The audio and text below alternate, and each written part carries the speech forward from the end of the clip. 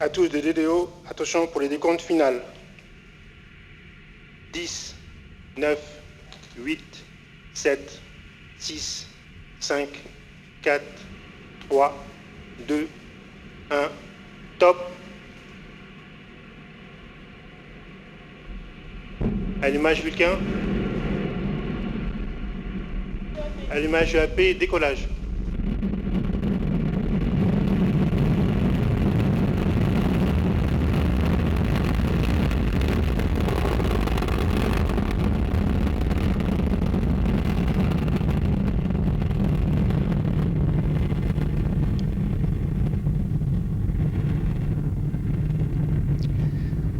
Well, we are underway. Did you watch the arms Les paramètres à pull bord back? sont nominaux. Comme prévu, les bras se sont écartés. L'allumage a eu lieu 7 secondes.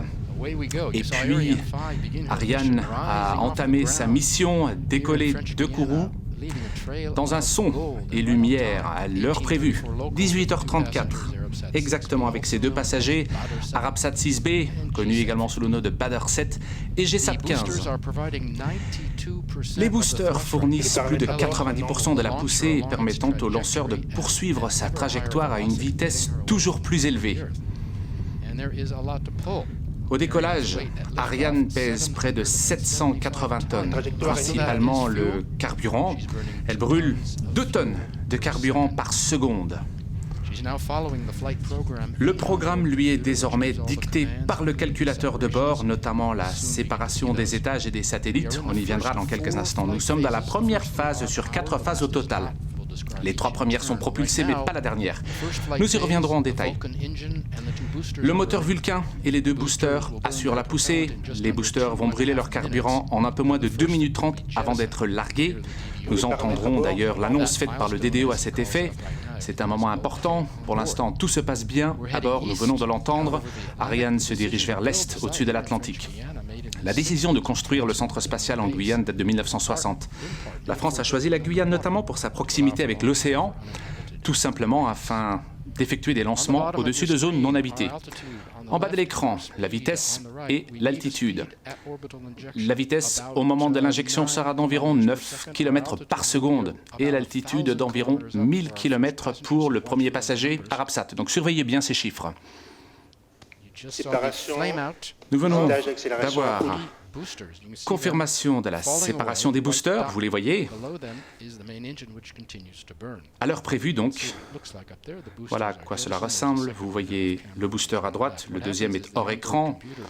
Le calculateur de bord détecte qu'il n'y a plus de carburant dans les réservoirs. L'absence de carburant entraîne une diminution de la poussée. Le calculateur indique alors que le largage des boosters doit être effectué. Voilà, très jolie vue encore une fois, les 2 boosters, 3 points lumineux dans le ciel et encore une fois le DD nous indique que tout est conforme à bord. Mes indications d'altitude, je disais tout à l'heure 69 km, ne correspondent pas toujours à ce qui figure à l'écran simplement parce qu'il y a un délai dans la transmission des données de télémesure, c'est donc tout à fait normal. Séparation de la coiffe maintenant. Dans une seconde, voire 2, Largage de la vous coiffe. devriez voir la séparation sur... Voilà, vous regardez bien ces 2 points. Très jolie vue, le ciel étant tellement clair au-dessus de Kourou ce soir. Voici ce que l'on voit à bord.